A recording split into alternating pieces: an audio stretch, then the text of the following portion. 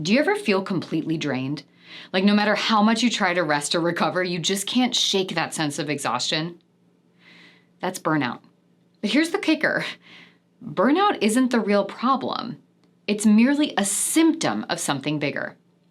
If you've been running on empty, feeling overwhelmed by work, life, and everything in between, it's time to get to the root of why. Today, we're diving into the idea that burnout is less about the stress itself and more about how shame-driven performance pushes us to the brink. So are you ready to shift your mindset and find a real solution to burnout?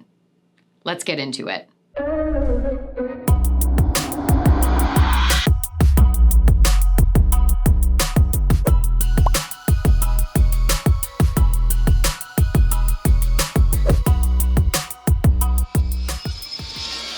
Hey everyone, how's it going? I'm Kyira Wackett.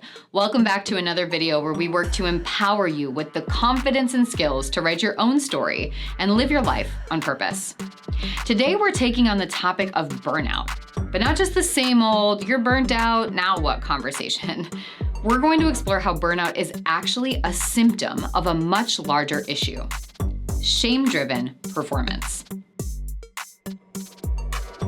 Burnout doesn't just happen because we're overworked or stressed out by a big project. Those things can certainly trigger burnout, but they aren't the root cause. The real issue is often how we respond to those stressors, and a lot of that comes from internal shame. We push ourselves to perform, to achieve, and to meet unrealistic expectations. We get trapped in a cycle of doing more, striving harder, and ignoring our own needs because deep down we feel like we're not enough unless we're doing it all. Now, here's both the good news and the hard truth about burnout. The good news: we don't have to wait for a stressor to disappear to start healing from burnout. It's not about eliminating every single stressor in your life. It's about changing how you respond to them. That's where your real power lies. If you've ever thought, if I can just get through this project, I'll be fine. But then you found yourself feeling even worse once it was over, like maybe getting sick right after a tough semester at school or a big deadline at work. That's burnout catching up to you. Now here's the tough part. The work to address burnout falls on us, not on the circumstances around us. We can't wait until everything is magically perfect to start taking care of ourselves. I mean, think about it. If you're waiting for more time to practice self-care or waiting for the right moment to make big changes in your life, it's never gonna happen. There is no such thing as the right time, and there's never gonna be enough time or more time to do it all. Time always expands to fit whatever's on your plate, and if you don't take it with intention and in grace, burnout will keep showing up.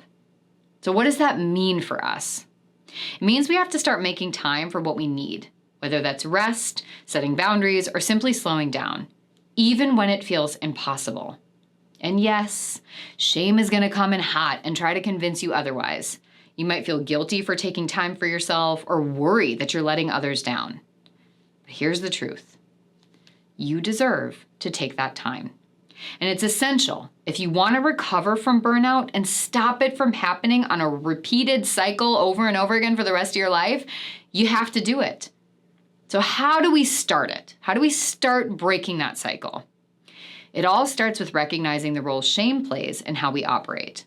Shame tells us we're not good enough unless we're constantly doing more.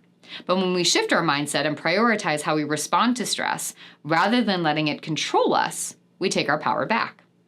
It's about setting boundaries, giving ourselves permission to rest, and knowing that we're enough, even when we're not doing it all.